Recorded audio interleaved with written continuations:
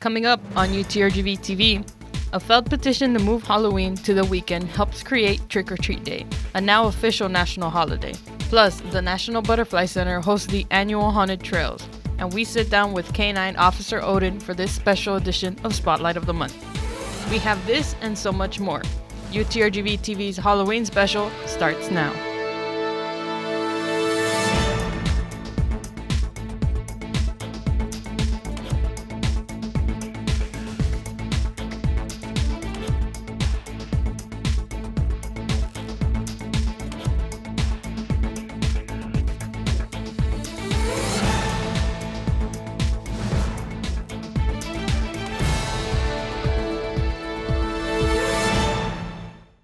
Hey there, welcome back to a special Halloween edition of UTRGV-TV. I'm Verido Infante.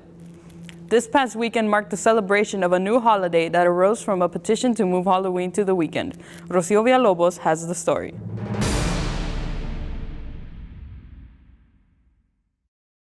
A failed petition to change Halloween's Day is what helped create Trick or Treat Day, which is now a national holiday that will be celebrated on the last Saturday of every October.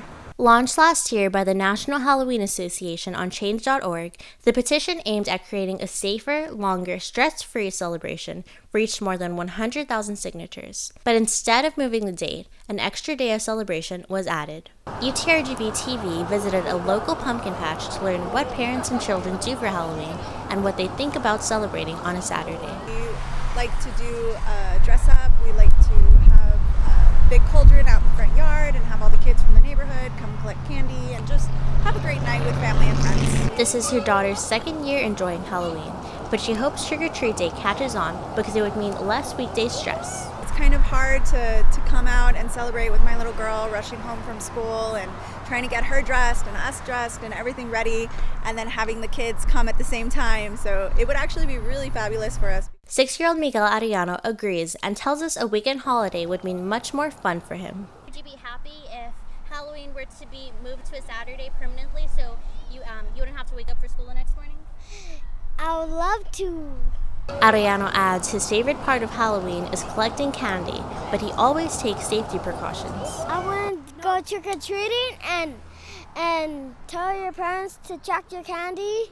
We also spoke with the political science professor at UTRGV to find out what it would take to make Halloween a single holiday celebrated on a weekend date, the original aim of the petition. To move it would require moving against the businesses or cooperating with the businesses. It needs a lot of redoing on their part. We haven't yet heard of National Trick or Treat Day. Some others might not have either.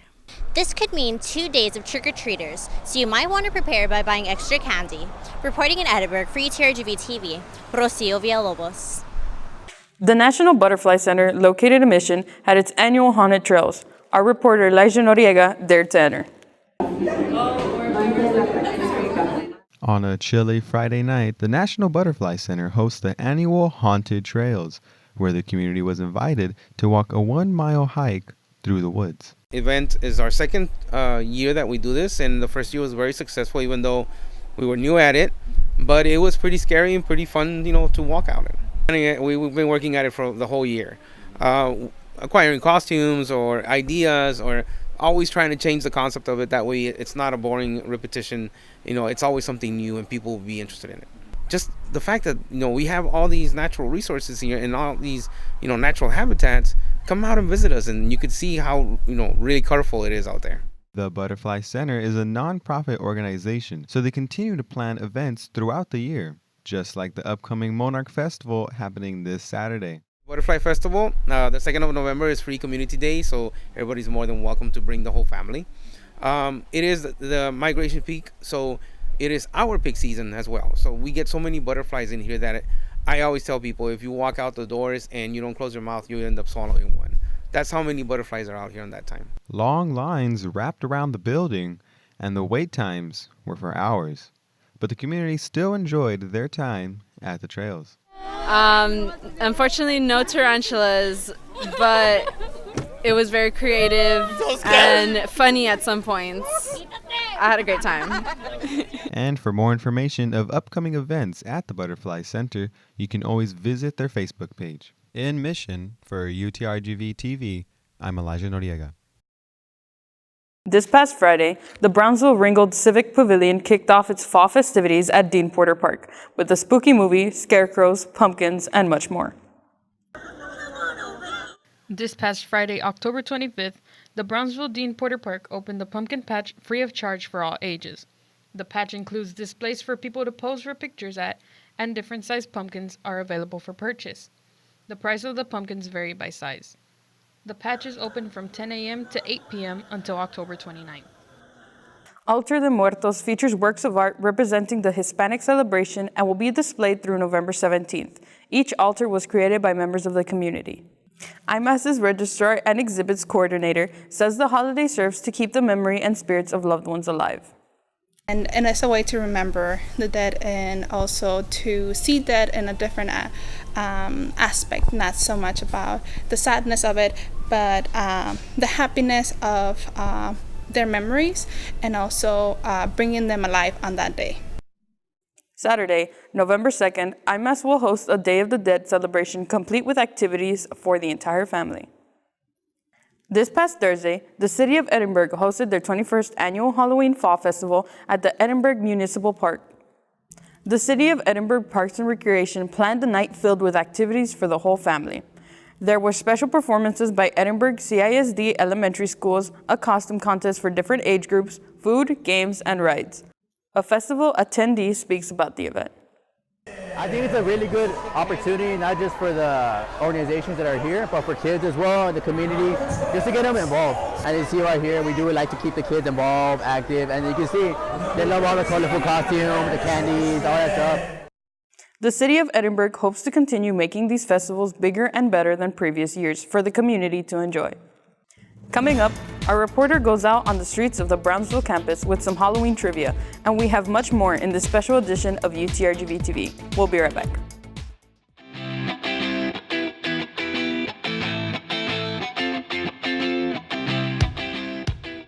Hi, Vaqueros. This is Patricia Alvarez McHatton, your Executive Vice President for Academic Affairs, Student Success, and P16 Integration. It's that time of year again.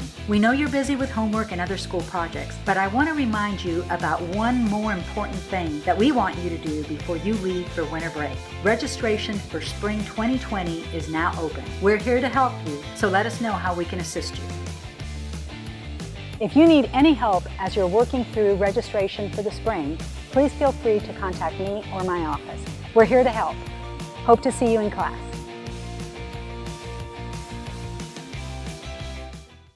Our reporter, Jose Guerrero, went out on the streets of the Brownsville campus and asked some spooky Halloween trivia questions. Take a look. What's up, Vaqueros? Jose Guerrero here for UTRGV-TV in the Brownsville campus, where we're about to ask students Halloween-related trivia questions. Let's get into it. Is it Holy Night? I believe it's B. You're correct. Honestly, Night of the Dead. Nah, bro, you're wrong. It's okay, though. Holy Night? A. You said A? You're wrong. You're right. Good job. Night of the Dead. You're wrong.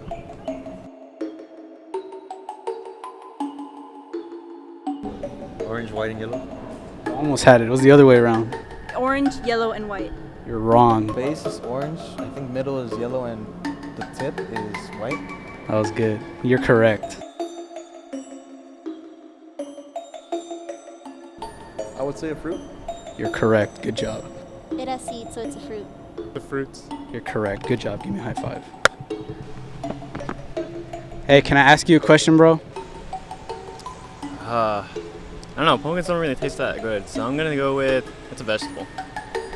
You're wrong. Am I? Yeah. It's a fruit. You're correct. Good job. Pumpkins are fruit. Good job. A fruit. Yeah, you're right. Oh, okay. Good job. I don't know. It's a coven. Coven? Yeah. I don't know. What'd you call them? You give up? I give up. You give up? I give up. It's a coven. A coven? Like wood chime? Or like... Nah, it's a coven. I don't know. What would you call it? A coven. A coven? Yeah. Oh, wow.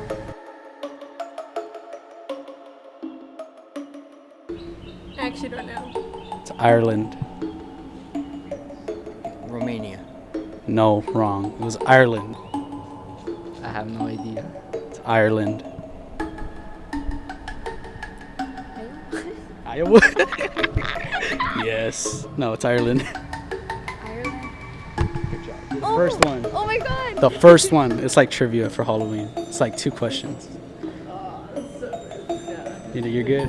What about you? You're good? That's how life goes. October 31st. Good job. October 31st. 31st? Isn't it the last day of October? I don't know, is it? Pretty sure it is. He's right. 4,000 for me, guys. You're right. You're right. No, wait, it's 6,000. Never mind, you're wrong. Damn. And that's this guy. Never mind. He's deep in his thoughts. 3,000. Nah, bro, you're wrong, bro. What was it? It's D, 6,000. That's a lie. That is a lot. You heard it here first. For UTRGV-TV, I'm Jose Guerrero. Have a safe and happy Halloween, guys. Here's this week's UTRGV-TV's Noticias en Español with Kim Mesa.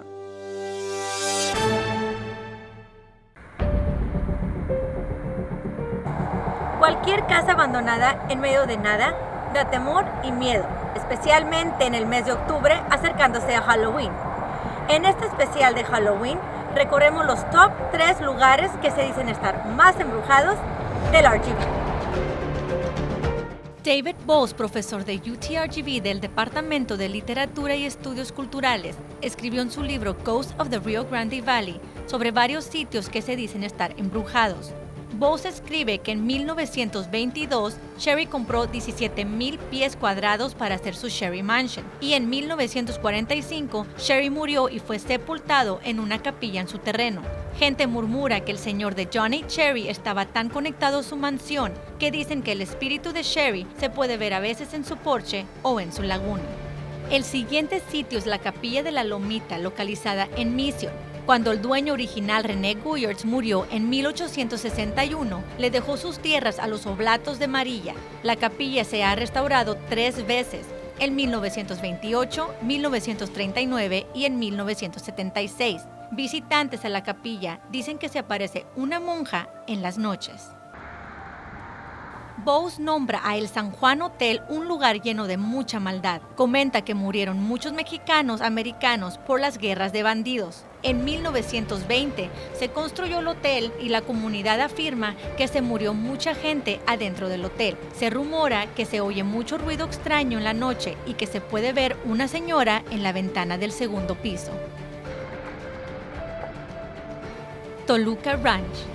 Según Bowles, el rancho pertenecía al señor Florencio Sáenz, un señor que era codicioso y quería hacerse más rico que todos los otros rancheros. Buscó la ayuda de un brujo y le dijo que el diablo se aparecía en cierto lugar y que fuera a pedirle ayuda. Cuando halló con él, hicieron un trato y el diablo le dijo que al morir le iba a dar su alma. Sáenz se enriqueció y mandó construir una capilla en su rancho para tratar de salvar su alma. El señor Florencio murió en 1927 y está enterrado allí en su mismo rancho. Todo lugar tiene una historia y se dice que a veces el mundo de los vivos se mezcla con el de los muertos.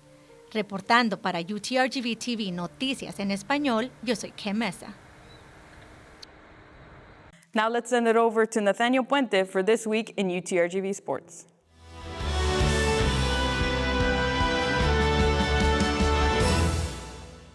Oh, hi everyone. This is Tommy Wiseau for UTRGV-TV. Hope you're ready for real American sport.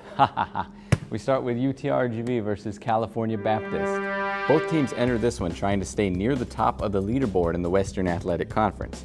Each team's defense shut out the other's offense all day long, and much like last week, we're going to see a scoreless draw. Oh wait, Angel Lopez scores from way out.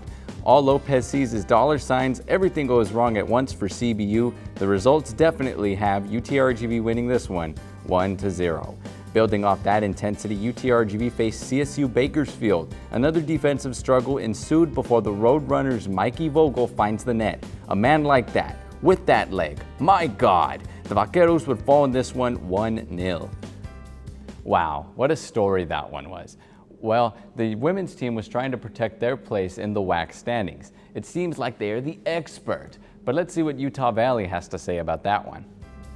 No defensive struggles here, as in the first 5 minutes Utah Valley scores. Just wait 5 minutes and one of these teams will score eventually. Brianna DeWall notches 2 goals for the Wolverines as they go up 3-0. Oh, hi Catherine, Stokely that is. She gets the Vaqueros on the scoreboard, but it was too little too late as Utah Valley wins this one 3-1. Last week I say how UTRGV play average this year, but I am the fool. This week they go on a roll and they started it against Seattle U. UTRGV took on Seattle U and right away made a statement. The Brazilian Barbara Silva, a legend at this school, gets UTRGV a huge win in set 1. They'd continue that performance the rest of the way, winning in a 3-set sweep. The kills, the aces, the sweep, I mean, what's going on here? In the end, they made the Redbirds look like chicken. Cheep, cheep, cheep, cheep, cheep. A 3-0 win for UTRGV. The weekend wasn't over there though. The Vaqueros took on California Baptist and things got going in the right direction. Yeah, that's the idea. But CBU came back in set 2 with Sydney Marks making her mark for the team. But don't worry about that. UTRGV would strike back in the next 2 sets. That last kill matters a great deal. UTRGV beat the Lancers so bad, they'll send them to a hospital on Guerrero Street. It's the first time this year volleyball has won 2 consecutive conference matchups, and they'll look to keep the streak going as they host 2 more WAC opponents this weekend. Well, I'm fed up with this world, so that's a wrap. Back to you, Jose. Thanks, Tommy. Now here's this week's police reports released to us by UTRGV-PD this past week.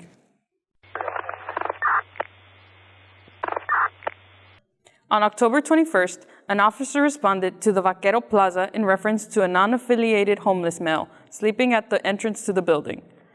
At the scene, the male became uncooperative with the officer. A check on the male subject revealed a lengthy criminal history. The non-affiliated male subject was issued a criminal trespass warning and was escorted off UTRGV property. On October 22nd at 6 a.m., U.S. Border Patrol Communications informed UTRGV Police Communications of several subjects seen walking on the River Levee area. USBP agents were able to detain 4 individuals from a group of 8 in the brush area behind the biomedical building. All 4 individuals reported they were from Mexico. USBP agents searched the area for the other 4 individuals, but to no avail. On October 23rd at 2:37 p.m., an officer while patrolling parking lot E32 smelled an odor of burnt marijuana in the area. The officer contacted 2 male students standing next to a vehicle at location. Upon making contact, the officer observed a burnt marijuana cigarette on the floor next to the males. Both males admitted to smoking marijuana and exhibited signs of intoxication. The officer obtained a consent to search for the vehicle, which yielded a cartridge containing THC and other drug paraphernalia. One of the male students was placed under arrest for possession of substance in penalty group 2 and issued a citation for the drug paraphernalia. The other male student was arrested for public intoxication. This incident will be referred to Student Rights and Responsibilities for further review. For our Spotlight of the Month Halloween special, our station manager sits down with police department officials, including a very special canine officer.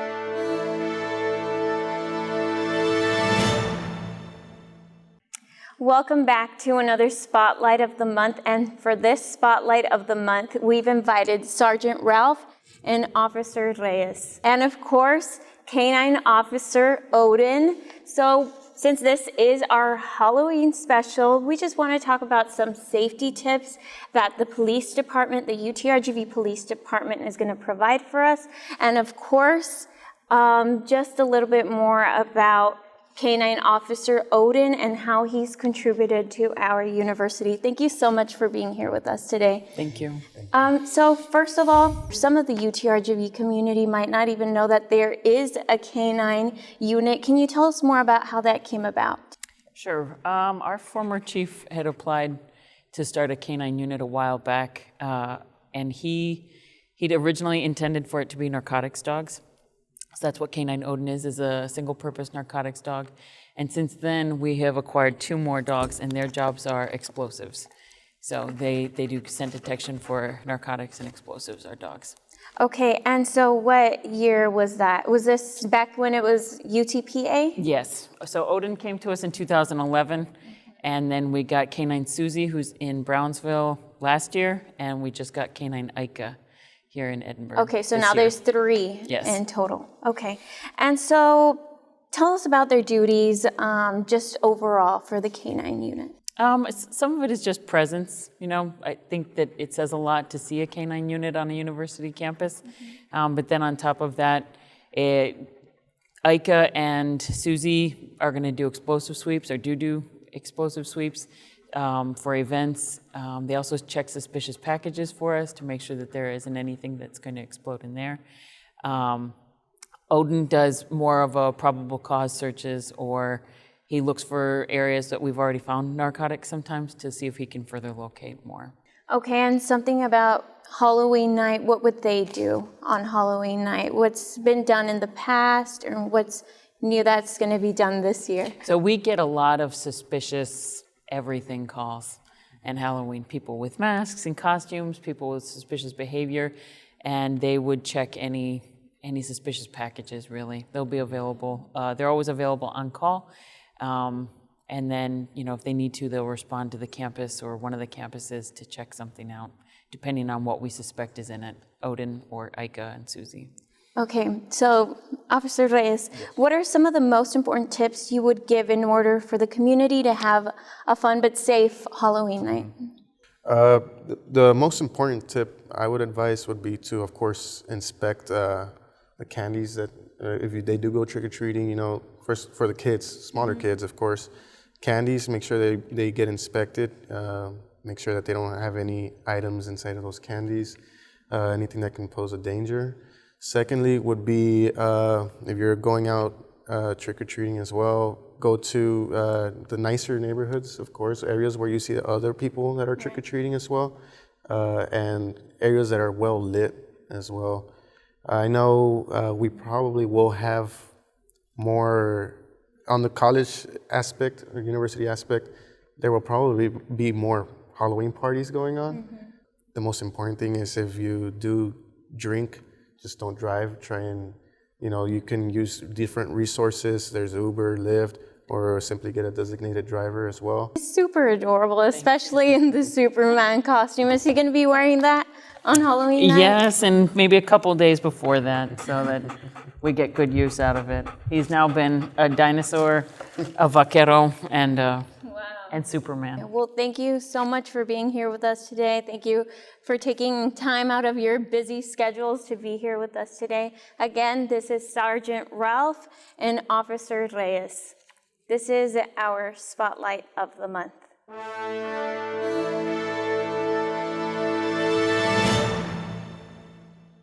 That's all we have for you today, but remember, if you have a story you would like for us to know about, or know someone who is making an impact on campus or in the community, you can contact us through our social media or email us at tv@utrgv.edu. We have community and UTRGV news for you every week. See you next time, and we wish you a safe and happy Halloween.